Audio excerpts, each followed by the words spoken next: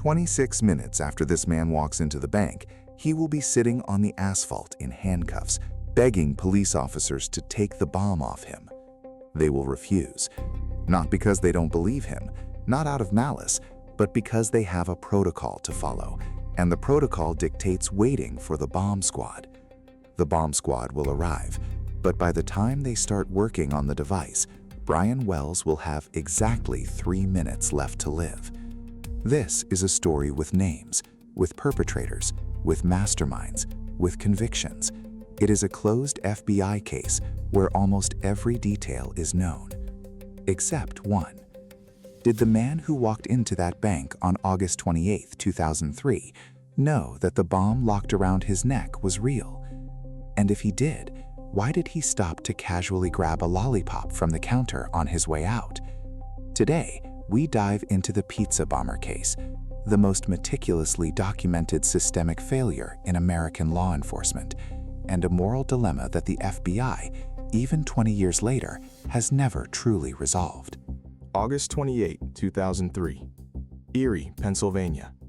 A small, blue-collar Rust Belt town on the shores of Lake Erie. Population, around 100,000. One of those quintessential American towns where a major crime happens once a decade, and people talk about it around their kitchen tables for the next 20 years. At 2:47 p.m., a man with a cane walks into a PNC bank branch. He's short, a little overweight, wearing a baggy t-shirt. He walks up to the counter. Without saying a word, he slides a note to the teller. The note demands $250,000 and contains a bomb threat. The teller hands over everything in her drawer. $8,722. The man takes the cash. And right here is the detail upon which this entire case hinges. He is not in a hurry. The average bank robbery in the United States lasts 1 minute and 40 seconds. Brian Wells spent 3 minutes and 12 seconds inside that bank, 40% longer than the norm. Do you know what he was doing all that extra time? Standing at the counter, calmly waiting while the teller counted the cash. He didn't rush her, didn't shout, didn't threaten anyone. He acted as if he had all the time in the world. He had exactly 55 minutes. Right before leaving, he picks up a piece of candy from the counter, one of those free dum-dums they keep by the tellers in every American bank. He unwraps it, slowly, without rushing, pops the lollipop into his mouth, and walks out. Remember that lollipop. We'll come back to it at the end, and when we do, you'll understand exactly why that one tiny detail has kept investigators awake at night for 2 decades. Brian gets into his car, an old sedan with a pizza delivery sign in the rear window, drives away. A state trooper, having received the dispatch description, intercepts him 15 minutes later. The car is parked in a vacant lot, less than a mile from the bank. Brian is sitting on the asphalt next to the open driver's door. He doesn't try to flee, doesn't try to hide. He just sits there. The trooper approaches, hand on his holster, strictly by the book, orders him to raise his hands. Brian complies. And as the handcuffs click shut, he says one sentence, quietly, no hysterics, with the intonation of a man who suddenly realizes he has nowhere left to rush. "Get this off me. They locked a bomb on me." The trooper looks down and sees something that turns the entire reality of the situation upside down in a single second. Around Brian Wells' neck is a metal collar. Not a theatrical prop, not a dummy. A heavy steel cylinder, clamped tightly around his throat, secured with heavy-duty padlocks, with wires snaking down under his t-shirt to a protruding metal box on his chest, where something is quietly whirring. It is impossible to pry it off by hand. It's not loose. It is clamped so tight you can barely slip a finger between the metal and his skin. We need to state an uncomfortable truth here. The police officers who refused to remove that collar over the next 17 minutes were not cowards. They were professionals. According to FBI protocol at the time, any physical contact an officer makes with a suspected explosive device without an EOD specialist present is a violation that gets you fired. If that trooper had walked up and tried to pry that collar off, even if he had succeeded, even if he had saved Brian's life, he would have lost his badge and potentially faced criminal charges. The law protected the officers, and it killed Wells. Let me describe the device exactly as FBI forensics experts later documented it in court records. The housing: 2 steel bands secured by 4 industrial-grade padlocks. Inside, a solid metal box the size of a thick hardcover book mounted to his chest via rigid brackets. Inside the box, 2 timers, 1 analog and 1 digital, wired redundantly, an electronic detonator, and a charge consisting of 2 pipe bombs packed with gunpowder.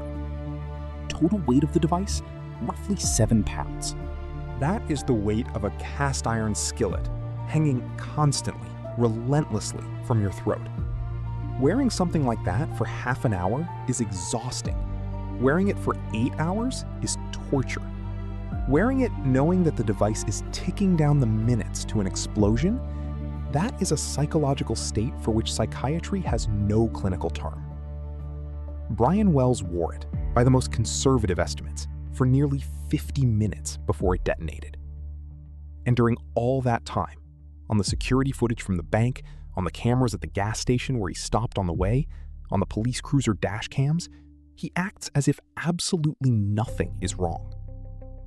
That is either phenomenal self-control or something else entirely. The police secure the perimeter.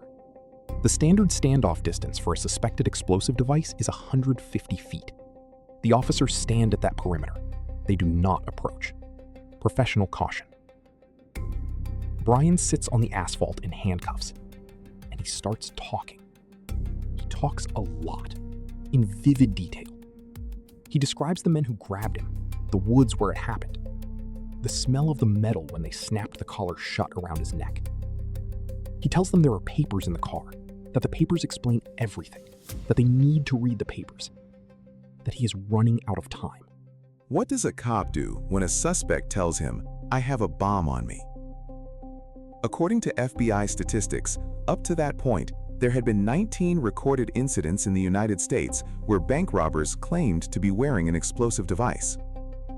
18 times it was a bluff, a cardboard box under a jacket, a novelty store prop, a child's toy.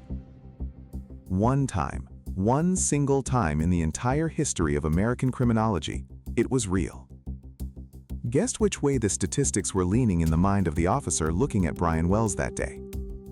Brian is talking more than he needs to, and that is exactly what works against him, because scammers with fake bombs also talk a lot. They're articulate, detailed, they always have a story. A minute later, he begins to beg. And right here, from the moment a grown man in handcuffs starts crying and begging the police to just do something, the clock starts on the 17 minutes that the FBI still hates talking about out loud. The police finally retrieve the papers from the car, not immediately, about 10 minutes after Brian mentions them. It's 9 pages, 9 densely typed pages of instructions, diagrams, keys, and timestamps. A document that criminology textbooks would later dub the most complex ransom note in the history of American crime. And what is written on those pages bears no resemblance to a run-of-the-mill bank robbery.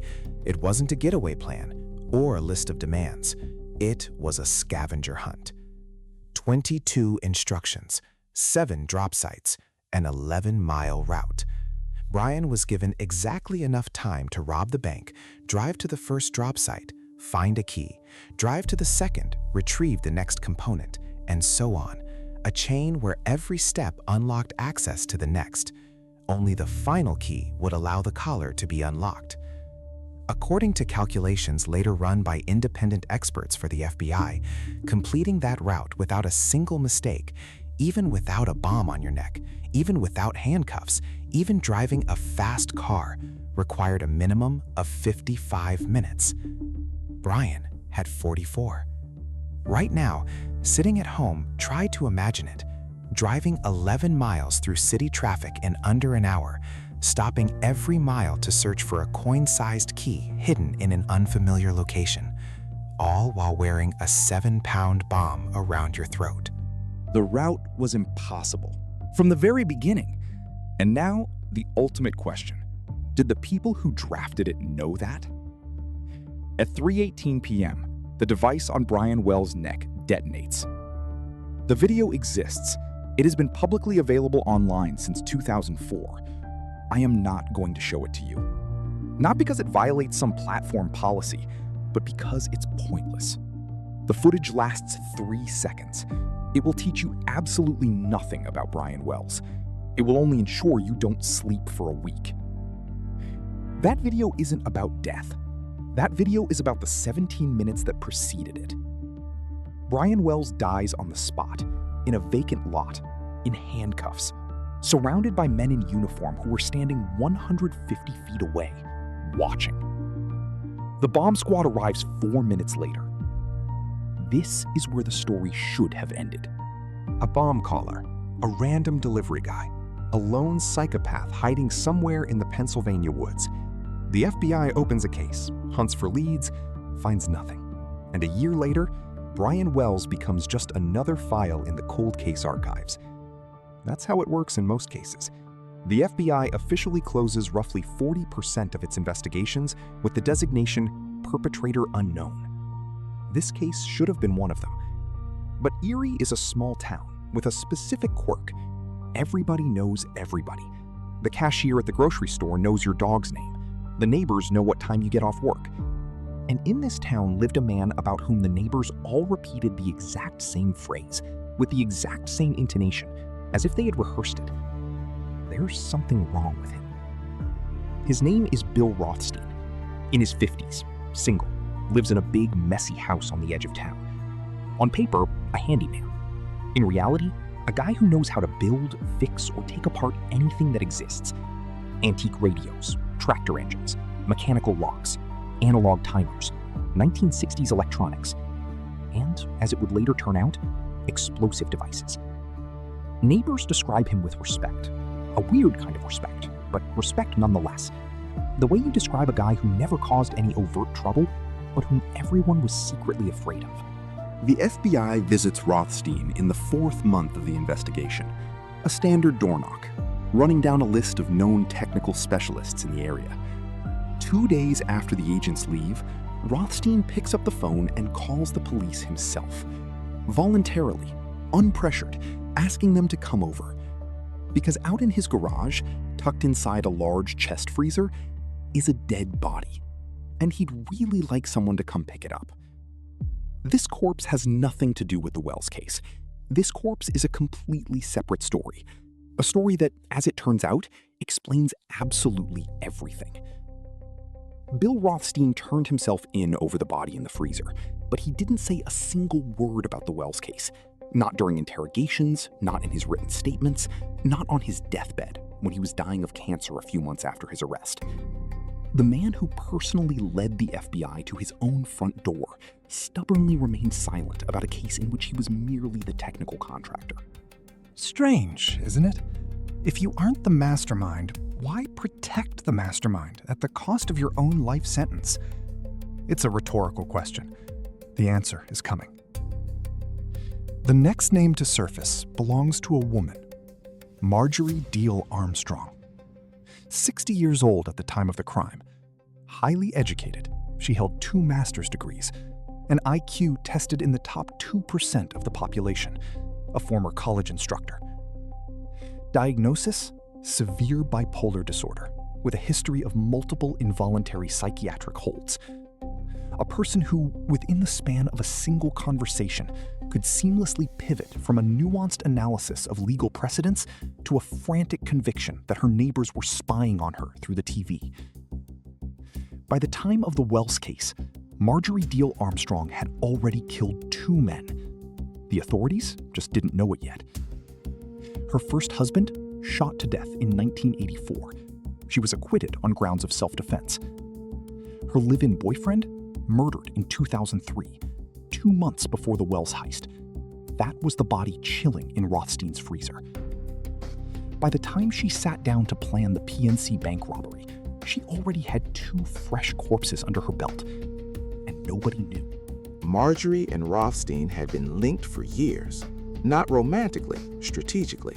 He knew how to build with his hands what she engineered in her head. And this is where investigators finally uncover the motive. A motive so absurdly petty, considering the astronomical complexity of the plot, that it sounds like a clinical diagnosis in itself. Marjorie wanted to kill her father. Not metaphorically, literally. Her father, an 80-year-old man named Harold Deal, was elderly, owned his home, and sat on a substantial estate. Marjorie wanted her inheritance immediately. Not in a year, not in 5 years, now. To make that happen, she needed cash to pay a hitman who had supposedly agreed to do the job. By her calculations, the hit would cost $250,000. Exactly the amount Brian Wells demanded from the PNC bank teller on August 28th. The staggering paradox is that her father's estate, officially appraised after his eventual death, was worth roughly $1.5 million. Meaning Marjorie was willing to risk a life sentence, orchestrate the murder of a random delivery man, and detonate a bomb in the middle of downtown Erie, all to secure 1/6 of the money she would have inherited anyway just by waiting for an 80-year-old man to die of natural causes. According to actuarial tables, a wait of maybe 5 to 7 years. That isn't greed. That is impatience elevated to a state that requires 23 consecutive pages in a psychiatric diagnostic manual to properly describe. The three of them hatched the scheme together: Wells, Rothstein, and Deal Armstrong. And here is the major pivot of this case.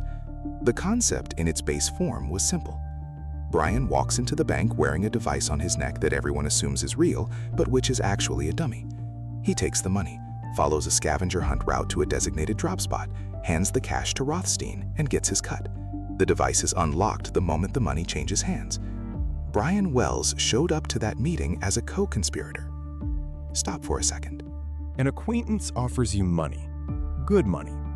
All you have to do is walk into a bank wearing a fake bomb collar, slide a note to the teller, grab the cash, and drive it back to him. Nobody gets hurt. The bomb is a prop. The route is a game. The money is yours. Would you agree? Don't answer too fast. Be honest. An American university ran a survey on this exact scenario in 2018. 71% of respondents said no. 29% said, under the right circumstances, maybe. Brian Wells was part of that 29%. At least that is what the FBI believes. But at some point between the agreement and the execution, something shifted. Imagine a clearing in the woods. Early afternoon. It's hot. Brian Wells pulls up to the meeting spot just as planned, wearing his pizza delivery uniform, holding 2 pizzas. That was their signal. That was the bogus order he was dispatched to deliver. He was smiling. We know this from behavioral reconstruction. He pulled up smiling. He thought he was showing up to play his part in a game, a clever caper, a victimless hustle where nobody loses except a faceless corporate bank. 15 minutes later, he will be driving toward a PNC bank with a live bomb locked around his neck. He will be smiling then too, because in that moment, he is still absolutely certain the device is a fake. They didn't give him a dummy. They bolted a live mechanism with a real charge and a real timer around his throat. The 9-page scavenger hunt wasn't just an overly complicated escape route. It was intentionally designed to be impossible to complete. Brian Wells arrived at that meeting as a partner. He left as a disposable tool. The most terrifying part of this case isn't the explosion. The most terrifying part is that we don't know the exact second Brian Wells realized the bomb was real. Did it happen in the bank, when he felt the true dead weight of the steel as he raised his hands? Did it happen in the vacant lot, when he realized he wasn't going to make it to the first drop site in time? Or did it happen at the very last second, at 3:18 p.m., when he heard the audible click of the timer, after which there was nothing left? We will never know. Here begins the part of the story that is hard to tell, because there is no correct version. There are only 3 possible versions, and and each one is worse than the last.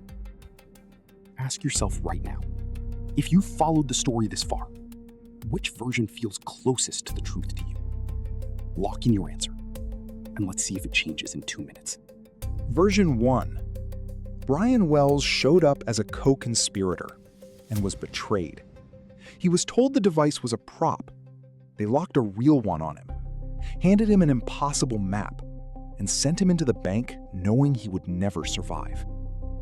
In this version, Wells is greedy, naive, and willing to strap on what looks like a bomb for a payday. But he isn't a killer. He isn't a mastermind.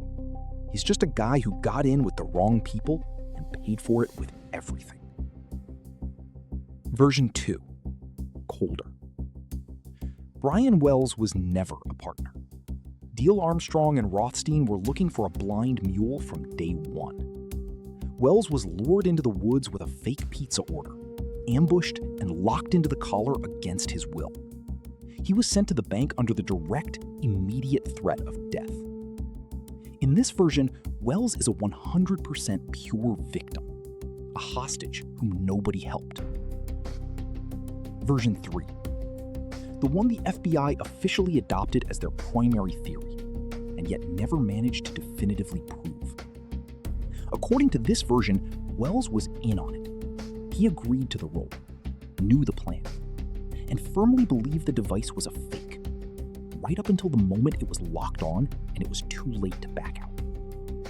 In other words, a co-conspirator who became a victim. 72% of people who study this case in public opinion polls refuse to believe Brian Wells knew anything. They consider him a victim. The FBI disagrees. And now, the ultimate question. The one I have no right to definitively answer, but the one I am obligated to ask. There is a detail I haven't mentioned yet. The FBI found journals in Bill Rothstein's house. He had been writing for years, rambling notes about everything, including the people he worked with.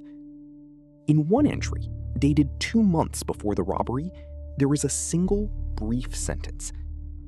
Sometimes I wonder if he even realizes what he got himself into. He is presumably Brian Wells. What he got himself into is presumably something vastly different from what Wells thought he was getting into. That sentence could have cracked the case wide open, proven Wells was duped, closed the book forever. But at trial, Diehl Armstrong's defense argued the sentence referred to someone else entirely, James Roden, the dead boyfriend who ended up in the freezer. The prosecution could not prove otherwise. And so it remains. One sentence, 2 possible meanings, and absolutely no way to know which one is the truth. Diehl Armstrong was arrested, tried, sentenced to life plus 30 years for murder for hire, conspiracy, and related charges. Throughout the entire trial, all her appeals, and all her years in prison, she never once admitted guilt regarding Brian Wells. She maintained her innocence with a relentless consistency that was difficult to distinguish from genuine conviction. She died in prison in 2017 of cancer. Rothstein died earlier, in 2004, also of cancer, never giving substantive testimony about the core mechanics of the Wells plot.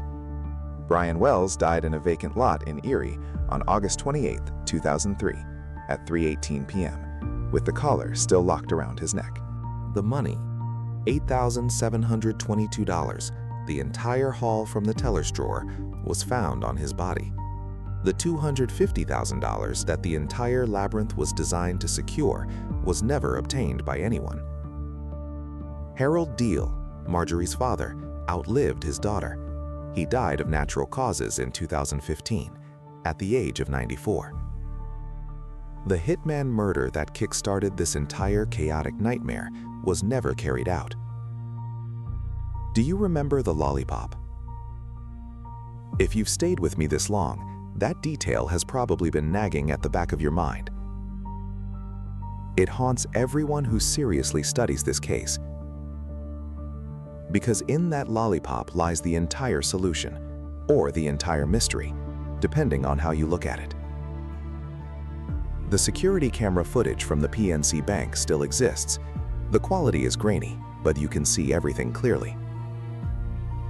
Brian Wells, a man with a cane, in a baggy t-shirt, stands at the teller counter. A stack of cash sits in front of him. Around his neck is a device that will kill him in 44 minutes. He calmly reaches out his hand, picks up a lollipop, unwraps it, with 2 fingers, completely unhurried, slips the wrapper into his pocket, pops the candy into his mouth, turns around, and walks toward the exit. That clip lasts 11 seconds. 11 seconds that hold the answer to a question the FBI couldn't definitively resolve in 20 years. A man who knows he has a live bomb on his neck does not stop for a lollipop. That's the first read. A man who doesn't know does. Because to him, this is just a routine heist, after which he's going to meet his buddies, take off the prop, split the cash, and go home. That is the simplest interpretation, and it is the bedrock of the second version, the one where Wells is a blind victim. The second read is much colder. A man who knows he has a live bomb on his neck takes a lollipop exactly because he knows. Because he is playing the role of a guy on a normal errand. Because the security camera is staring right at him. Because he is a professional who planned even this tiny detail. That is the FBI's interpretation, the one where Wells is a co-conspirator. But there is a third read, the one nobody likes to say out loud, the one you won't find in the court transcripts, because it's impossible to prove or disprove. A man who knows he has a bomb on his neck and who realizes he is running out of time takes a lollipop because it is the very last lollipop he will ever eat. Not as a calculation, not as acting, but as the quiet, mundane gesture of a man who, consciousness we all hope to never reach, has already figured it out. A man who knows he isn't going to make it, and who chooses in that specific minute to just eat the candy, because there are no other choices left. I'm not going to give you the answer to that question, not because I don't have one, but because any answer I give you would be dishonest. The FBI closed this case 20 years ago and settled on one narrative. I could repeat it, I could argue against it, I could offer you my own theory. But the true case of Brian Wells doesn't end with Diehl Armstrong's conviction. It doesn't end with Rothstein's death. It doesn't end as a file in an FBI archive. It ends in your head, right now. Every person who finishes this story walks away believing one of 3 versions: victim, co-conspirator, tool. And the version you choose says more about you than it does about Brian Wells. Because there are no definitive facts in this case that close the door, there is only what you are willing to believe about people, about the system, about human nature. If you choose victim, you are someone who believes the system has a duty to protect, that protocol must yield to basic humanity, that the 17 minutes the police spent waiting for the bomb squad was just as lethal as the bomb itself. If you choose co-conspirator, you see the world through a harder lens. You believe actions have a price, and Brian Wells paid his. That you can't strap on a fake bomb to rob a bank and then act shocked when it blows up in your face. If you choose tool, you see further than anyone. You understand that Brian Wells wasn't the first person Marjorie Diehl Armstrong and Bill Rothstein viewed as a resource. That in their worldview, people aren't partners or victims, they are raw material. And the second the material stops being useful, it gets discarded. All 3 versions can be true at exactly the same time. And that is the most unsettling part of this entire case.